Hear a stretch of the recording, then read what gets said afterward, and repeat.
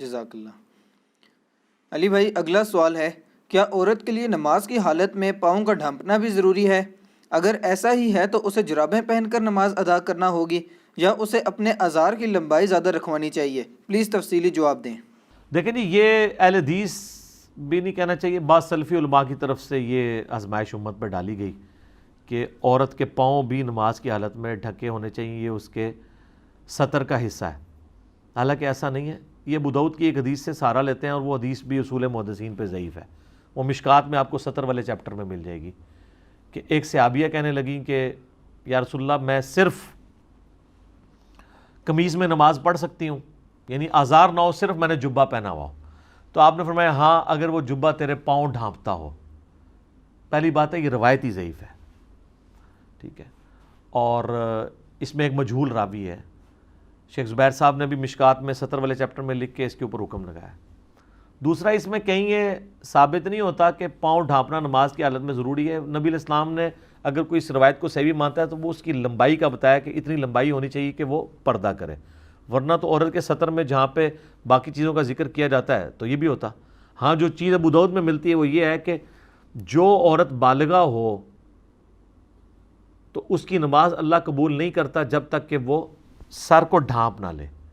نابالغ بچی کی تو نماز ہو جائے گی، لیکن بالغ کو سر کا ڈھانپنا ضروری ہے۔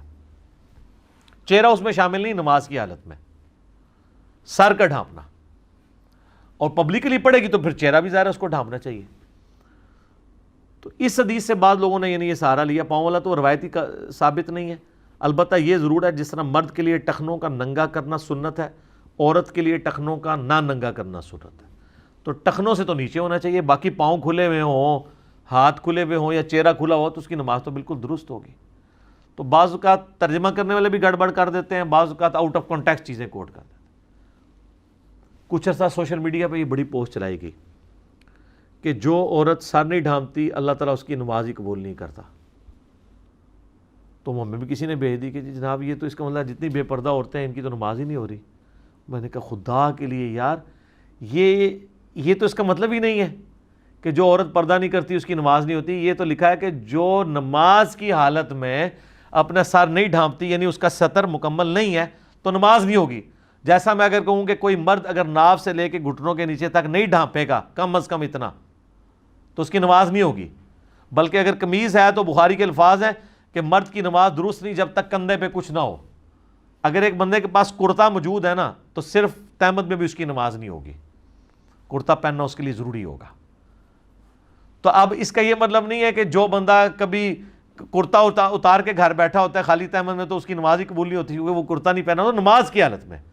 بخاری مسلم میں کئی حدیث ہیں، نبی علیہ السلام گرمی کی وجہ سے اپنی قمیض مبارک اتار کے گھر میں بیٹھا کرتے تھے۔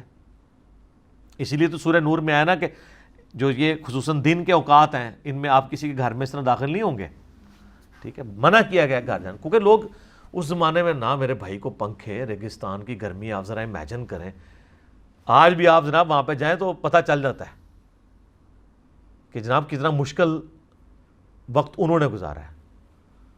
آپ لوگ صرف اپنے ہوٹل سے حرم تک جائیں نا گرمیوں میں تو راستے میں جو بندے کی حالت ہوتی ہے نا پتہ چل جاتا ہے، اگر آپ کو پیدل جانا پڑے تو۔ جس زمانے میں گھر میں بھی پہنچ کے سکون نہیں ملنا پنکھے والا، اے سی تو چھوڑ ہی دیں، تو وہاں لوگوں کی کیا حالت تھی۔ لوگ بیچارے ایک تہمت پہن لیتے تھے، قمیض اتار کے گزارا کرتے تھے کہ یار چلو رات کو تھوڑا ریگستان میں موسم خوشگوار ہو جاتا ہے۔ بال اس وقت لوگ ویسے ٹف ماحول کے عادی بھی تھے، یہ بھی بات ہے۔ ہم آہستہ آہستہ آہستہ آہستہ بلکہ چھوڑ دیں، ہمیں صحیح طرح یاد ہے بچپن میں جون جولائی میں بھی کرکٹ کھیلتے تھے دوپہر کے وقت، کبھی پتہ نہیں چلا تھا گرمی میں کوئی چیز ہے اسکول کالج میں۔ آج جناب گھر سے نکلنے کو دل نہیں کرتا، ٹھیک ہے نا، کیوں؟ اور ہمارے بچے بھی اب نہیں اس طرح کھیل سکتے، وہ تو انڈور گیمز کے عادی ہو چکے ہیں۔ تو آج ہم جب سوچتے ہیں یار ہم تو واقعی جون جولائی میں بھی پورا دن گلی میں کبھی جناب وہ بنٹے کھیڈنے تے جناب، کدے جناب جڑا ہے وہ دوڑاں لگانیاں، کدے گلی ڈنڈا کھیلنا، کدے ٹائر چلانے، ٹائر بھی بڑے چلائے نے بچپن سے، ٹھیک ہے۔ اس وقت یہ بھی ایک بڑی انجوائمنٹ ہوتی تھی ٹائر چلانے والی، ٹھیک ہے۔ اور جون جولائی کی گرمی ہوتی تھی جی، اور کئی بار بیچ میں روزہ رکھ کے بھی سارے کام کیے ہیں۔ اب آہستہ آہستہ نا اس ماحول کے ہم عادی نہیں رہے. اس لیے آج یہ امیجن کرنا بڑا مشکل ہو جاتا ہے کہ وہ لوگ کس طرح گزارا کر لیتے تھے. آج بھی آپ دیکھ لیں جہاں پہ لوگوں کے پاس فیسلٹیز نہیں ہیں, جہاں پہ بجلی ابھی نہیں پہنچی ہوئی ہے, لوگ ابھی بھی گزارا کر رہے ہیں, بڑی اچھی لائف گزار رہے ہیں, وہ سیٹسفائی ہیں اس لائف کے ساتھ. آپ ان کو ادھر لے آئیں تو وہ ان کو یہ لائف پسند نہیں آئے گی. تو یہ نماز ہو جائے گی جی. کوئی جراب پہننا ضروری نہیں ہے, ٹخنوں سے نیچے ہونا ضروری ہے. تو باقی وہ مرد کے لیے جو سطر ہے وہ ناف سے گھٹنوں کے نیچے تک ہے. عورت کے لیے جو ہے وہ چہرہ کھلا ہو سکتا ہے, دونوں ہاتھ کھلے ہو سکتے ہیں, دونوں پاؤں کھلے ہوئے ہو سکتے ہیں. ٹھیک ہو گیا.